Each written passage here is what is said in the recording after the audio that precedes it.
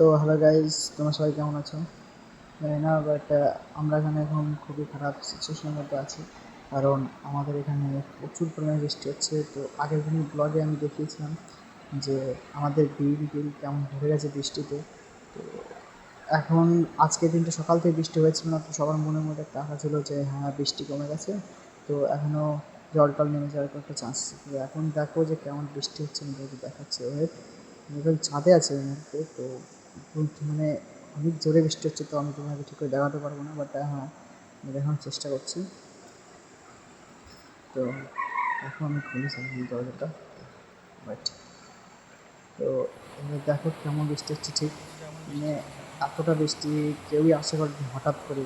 মানে সকাল থেকে রোদ হচ্ছিল বেশ, বাট এই টাইমটা ফস করে এত বৃষ্টি নেমে গেল যে সবার এখন মাথায় হাত, খুব টেনশন। আর সবারই ধান মোটামুটি এখনও জলের নিচেই আছে। আর এই বৃষ্টিটা সবার মনের মধ্যে একটা আলাদাই একটা দুশ্চিন্তা ধরিয়ে দিল, ঠিক আছে? বৃষ্টিটা এত জোরে হচ্ছে যে তোমাদের কী বলবো, দেখতে পাচ্ছ তোমরা বুঝতে পারবে না হয়তো, কারণ আমি এখান থেকে ভিডিও করছি। তো আমি একটু পরে নিচে গিয়ে ভিডিওটা বানাবো, তখন আমি অবস্থা করতে এই গর্তটা থেকে জলে ভরে যাচ্ছে প্রায়। তাহলে বুঝতেই পারছি যে কতটা বৃষ্টি হচ্ছে এখন।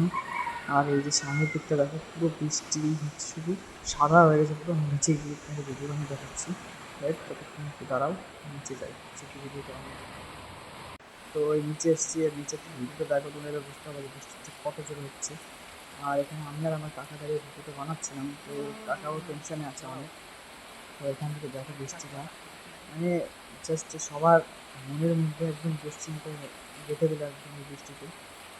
কিন্তু আমাদের আশা ছিল যে হ্যাঁ, যে বৃষ্টিটা কমে গেছিলো আজকে, যে ধান টান হতে পারে।